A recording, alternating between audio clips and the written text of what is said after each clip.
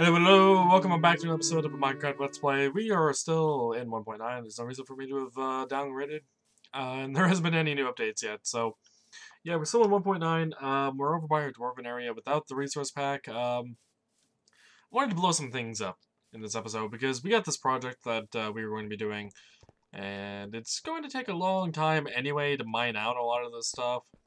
Hello, Creeper. How you doing?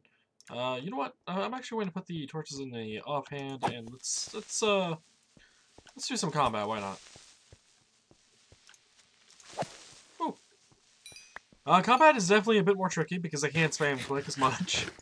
I can actually, if I'm able to two-shot the creature, I'm able to get in there and two-shot on creepers like that, for example, without them blowing up and having me to back off.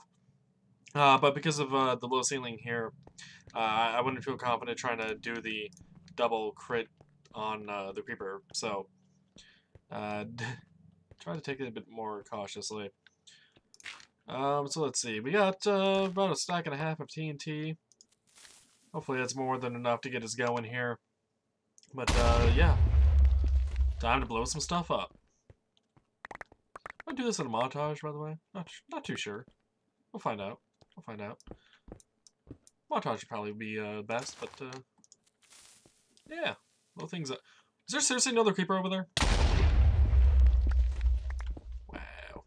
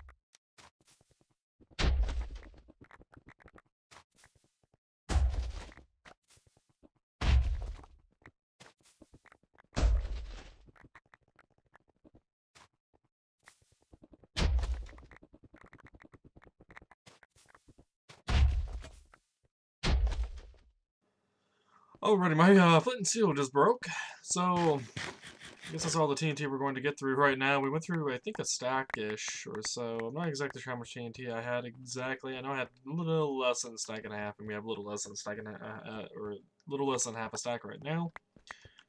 Got most of the room blown up at the very least. It helps. I still had to do a bit of mining, you know, to get the maximal efficiency of the place TNT, but it wasn't too bad. Or I thought that was a silverfish block, but nope. No, it wasn't. Alright.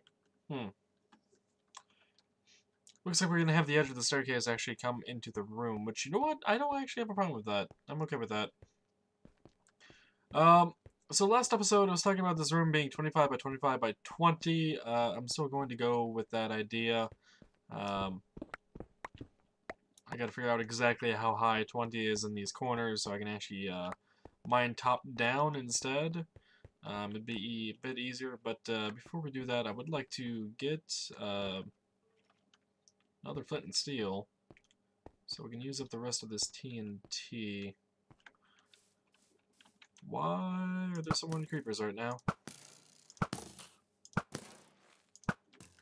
Anything behind me coming at me? No. Anything else? Pig? We're fine. One good thing about the creepers, I guess. More gunpowder, which means a few more pieces of TNT. So, no complaints about that. Alright, we have another iron ingot over here. We do have another flint and steel. This is probably the one I used to light the portal. Speaking of, you may have noticed the portal's missing.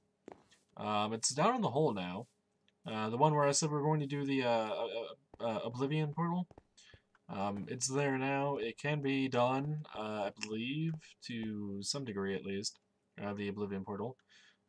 3, 4, 5, 6. No, not 6. Don't count 6 yet, me. 6, 7, 8, 9, 10. Torch. 11, 12, 13, 14, 15, 16, 17, 18, 19, 20. There we go. So that's 20 up. Like I intended it to be. Let's see. Let's get a little bit of hole here so we can put some TNT down without blowing ourselves to smithereens, preferably. And for that, I'm actually going to switch over to my shield. Put that TNT in there, and this one here. Let's go ahead and light that, and put a block there, and then block with a shield. TNT breaks a 3x3 cube, or a cube of size 3, normally with its blast, so that's why I put the block away. It prevents the rays of damage from actually hitting us directly, the explosive rays, since it'll have to... That is not a block on TNT.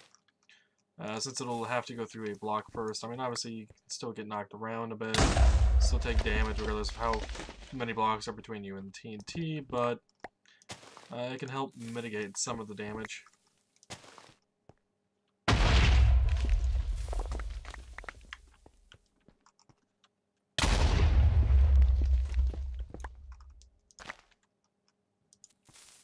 I know I have a hole somewhere on the other side. We can also count by how many blocks we've been blowing up as well. So like there's a 3, there's a 3, 3, 3. So 3, 6, 9, 12 is how many blocks we've gone through so far.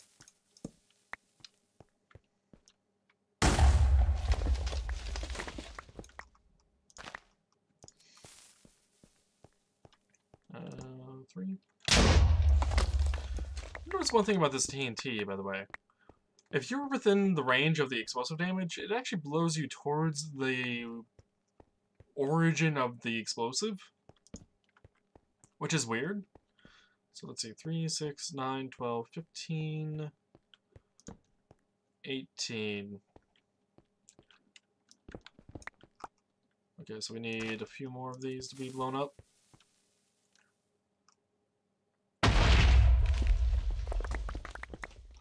Because that'd be 21, it would be 24, and then we would need one more block to blow up afterwards.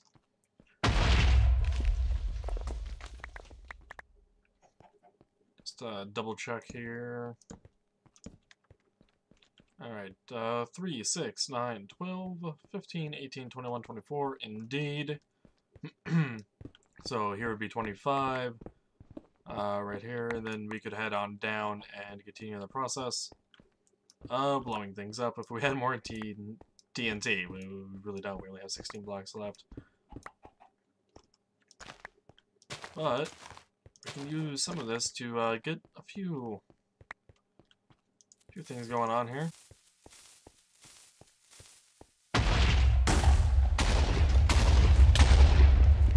Yeah, you see that? I mean, I was walking forward ever so slightly there when that went off, but it still knocked me forwards. Oh, and we do have to do a little bit of block cleanup here and there. So TNT is not perfect. It's not the best explosive to work with, but it gets the job done. So that's about that. Coal has a different blast resistance than most blocks, so that spot's going to be a bit of a problem. Hopefully it's not too big of a problem.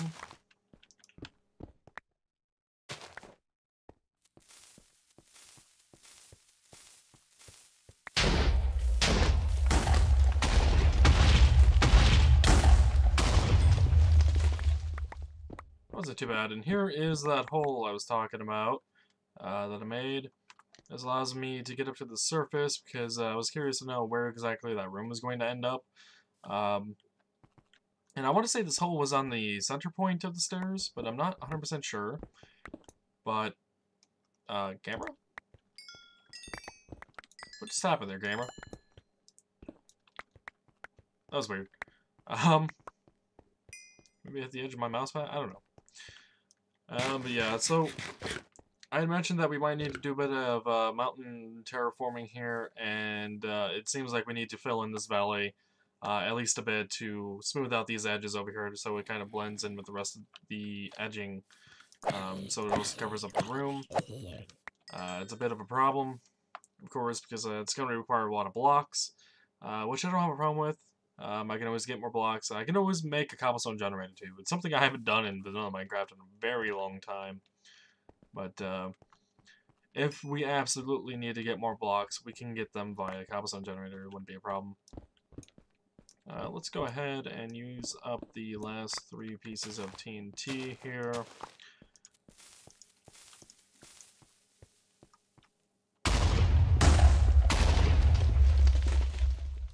What happened here? Oh, gravel happened here. Okay.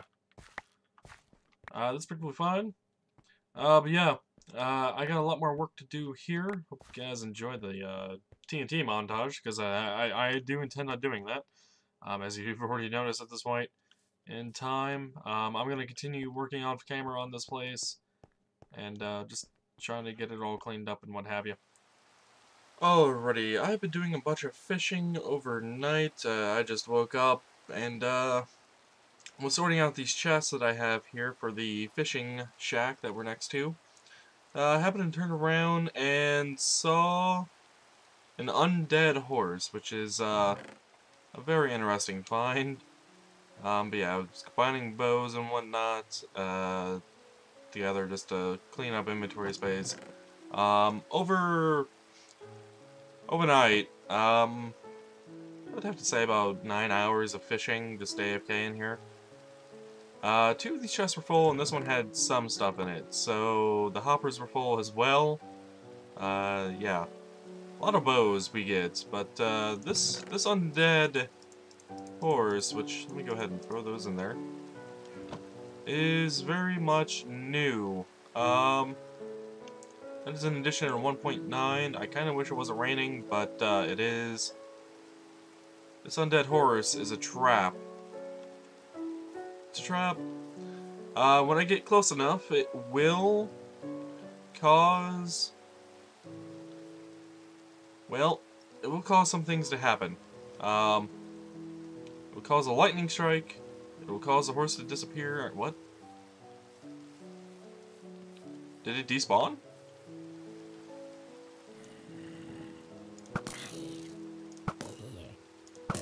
I'm a little confused right now. A little confused right now. It shouldn't have despawned. Huh. Okay then, well, yeah. Okay then, it despawned. So no doubt about that. What that undead horse is it is a trap that happens during thunderstorms. I believe they can spawn then. If you were to activate the trap, which I apparently took too long to do so or something, though I thought they were meant to always stick around and not despawn ever, but apparently I was wrong on that. A lightning strike will happen when we get close enough, and 4 skeletal horses will spawn from that one, along with skeleton riders on it, and it's... God damn it, Enderman. It is definitely interesting. Oh, hello, spider. If you're wondering why I'm using my bow so close, there's a good reason for this. We'll get to that reason here in a moment. Why do we hear another spider? Don't know. You may have noticed the item here flickering just a bit. And that is because it is getting repaired. I have mending on this bow now, which is great because I can keep using this more or less infinitely. I mean, look at that. The bow. I've killed so many mobs with it, and bow's fairly repaired. Yeah. Anywho, I was going to do the trap, but since he despawned, let me talk about what I've been doing over here with fishing. So these are some of the bows that I have gotten. A lot of them. In this particular case, not a lot of these, apparently. A lot of them have mending. That one has mending. So that's two that had mending. Let's see. Really, none of the yellow ones have mending on it. But I had been combining so many bows. Like, these two bows are probably the product of about 10 to 12 different other bows. Quite a few of them had mending on them. We also got a mending book, which is great news because I can go ahead and put that on this item here. Hello. How you doing? Give me your XP. It actually took me about 21 levels to combine mending from a bow onto this bow. And that was the only enchant on that bow that I put onto the ox bow here. So, yeah, mending's fairly expensive to put on an item that's been fully enchanted to maximum potential, I guess you could call it. But I wanted to put the bow, this mending book, this only mending book that we have ever gotten, onto the sword. The reason for this is, well, this sword has sharpness 4, unbreaking 3. It's a great sword, but it also has a benefit of looting 3. So, with that in mind, anytime I need to kill anything and get the drops and not worry about recovering XP to repair, I can use the bow, but if I actually want to get massive amount of drops from whatever I'm fighting, there's a skeleton over here somewhere, right? Yeah. Whenever I want to go ahead and get the massive amount of items here, game doesn't want to freak out for a moment. I can go ahead and grab the XP to repair the sword as well as get the loot, which is wonderful because this is exactly what I was talking about with mending. The better we get, the more we get, the better. Now, I may have gotten another mending book in here somewhere. Not seeing one. Alright, well, maybe not. But yeah, there's a few things I want to get mending on. For example, this pick I would like to have mending on along with this one here. I would like to have armor that is specifically set up with mending. So let's see, that's 2 picks there that I want mending on. Got mending on that. Got mending on that. So that's 4, 5, 6. I would love another mending book for my shovel and another mending book for a axe. So that's in total 8 mending books that I still need to get, and that's going to be a lot of fishing overnight and whatnot. Hell, if you look at the day counter, we're at 1100 right now.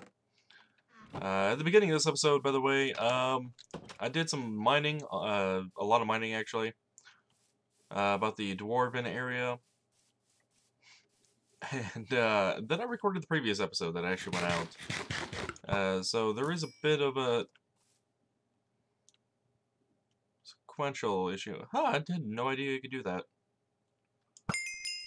Okay. No idea you could do that, but that's interesting.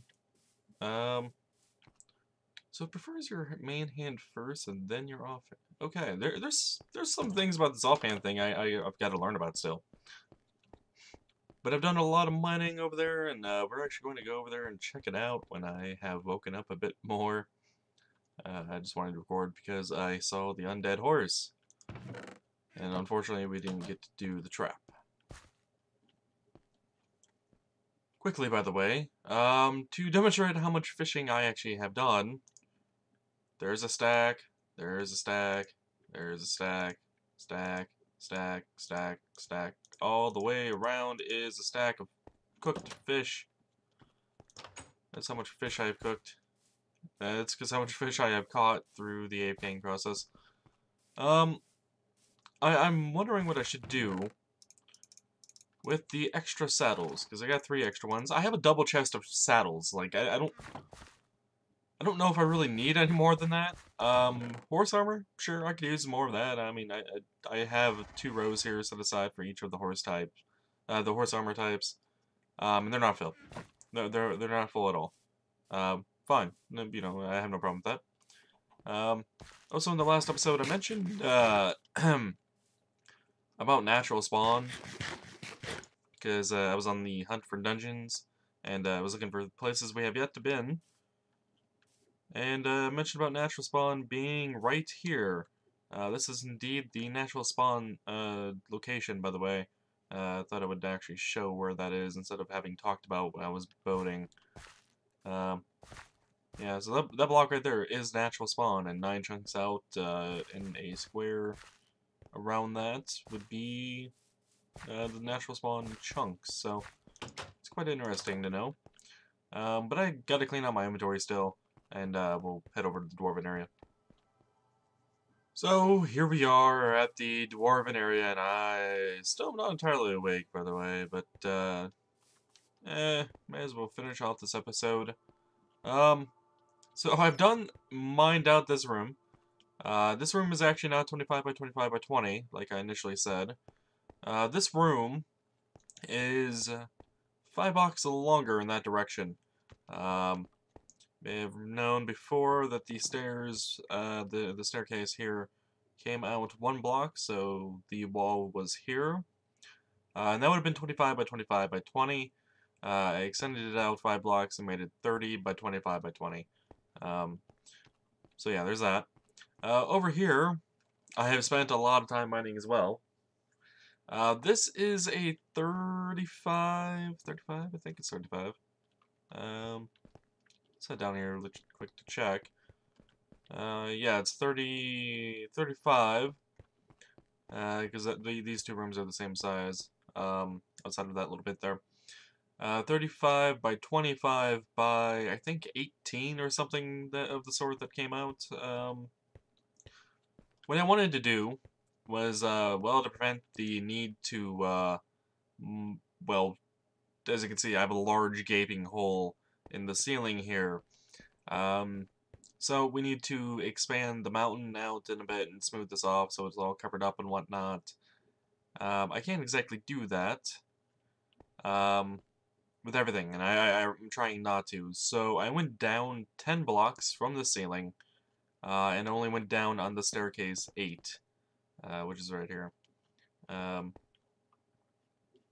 Yeah. So I think that came out to 18, so I did, it's 20 high, normally went down 8 more if I was going to keep the same height, so it would be 28, but I subtracted 10, so it would be 18, right? It makes sense in my mind. Might actually be 17, I don't know, but yeah, so mined out this area, and started over here with just a little bit, but I stopped because it wasn't, well, this pick is almost completely gone. Actually, I guess it has quite a bit more left on it, but this is the pick I was using to mine out the last bit of that area, and this here. This here will be the entrance staircase to the mining facility, along with the smelting area. This is that commons area that I was talking about, and over here I was going to be making the housing area. At least that's my thought process. So the housing will go all the way around here, and we'll have to rough up these edges and whatnot, and try to come up with some design for the houses to not waste space down here, because I don't intend for these houses to be that large. Actually, I have some stone on me. I'm thinking the internal space will probably only be maybe a max of 4x4. In various shapes and sizes, so like we can go here, this is going to be a 3 by probably 5.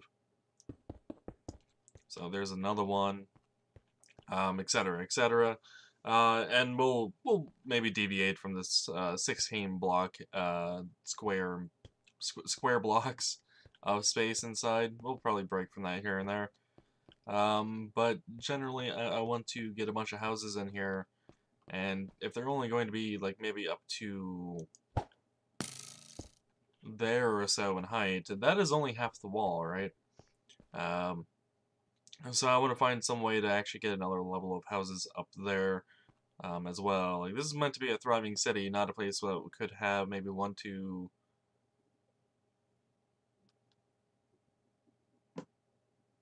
15 houses roughly around the edges, roughly.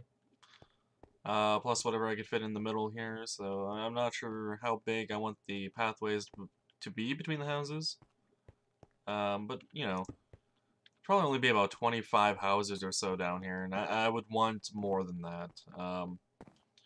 In a large-scale dwarven mining operation and town, there'd be a lot more dwarves than that, I would imagine. This is probably closer to, like, maybe 100 or so, right?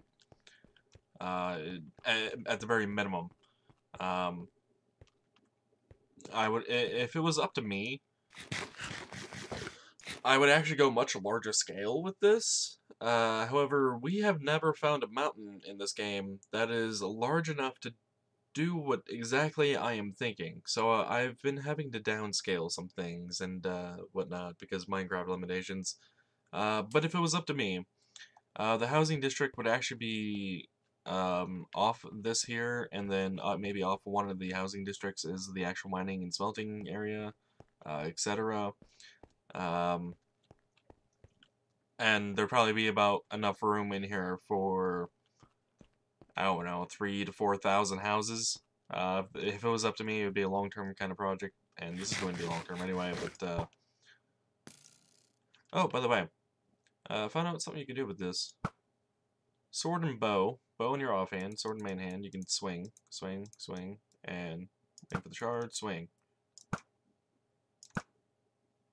It's very useful. I like it. But yeah, that is some of the thought processes I have on this. If you guys have any ideas, by the way, now you've seen the size of this room and this room in its entirety, do let me know down below in the comments. Um, I don't think I have anything else to really talk about right now, and I don't want to really work on this just yet. Um, oh, there is something I could say about this, actually. I do have some design ideas on how I want this to look. I essentially want pillars going from here to up there. That essentially looks like it's meant to structurally hold up the mountain.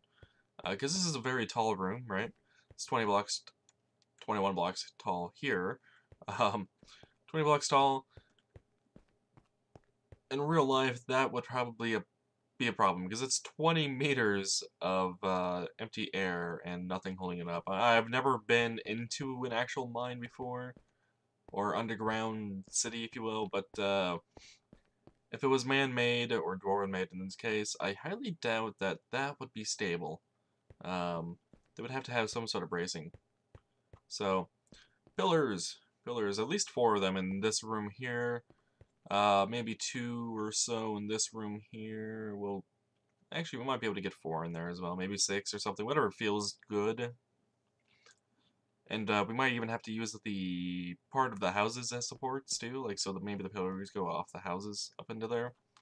I don't know.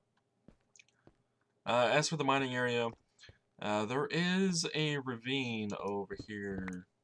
Yeah, right here. That's not lit up at the moment, as you can see, and this is where I actually want to do all of the mining operations for the Dwarven place.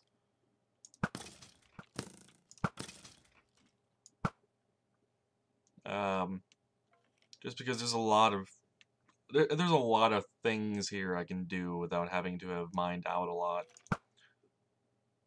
which is a good thing. Saves me a lot of time. I hear another skeleton, but I'm not sure where he is. Anywho, yeah, so I was initially going to have the mining area over there on the left, and then I found that ravine again, I think, actually. And I remembered, oh yeah, okay, that's what the mining over here. I gotta figure out exactly how that mined out area, because I intended on going out to about, um, let's see, probably out to here with the opening, right about here. So you can imagine an opening up to that spot there, all the way around and through. That's what I wanted to do for the smelting area, and I would have to tie it in somehow to the mining area. And it's gonna take some time planning all that out. Oh hey, it's nighttime again. But that'll be it, I believe, for this episode. And this episode turns out to be really short. Got nothing else to really talk about. If it does end up being very short, I might actually end up recording another episode before this one goes out. We'll see. But until next time, as always, take it easy.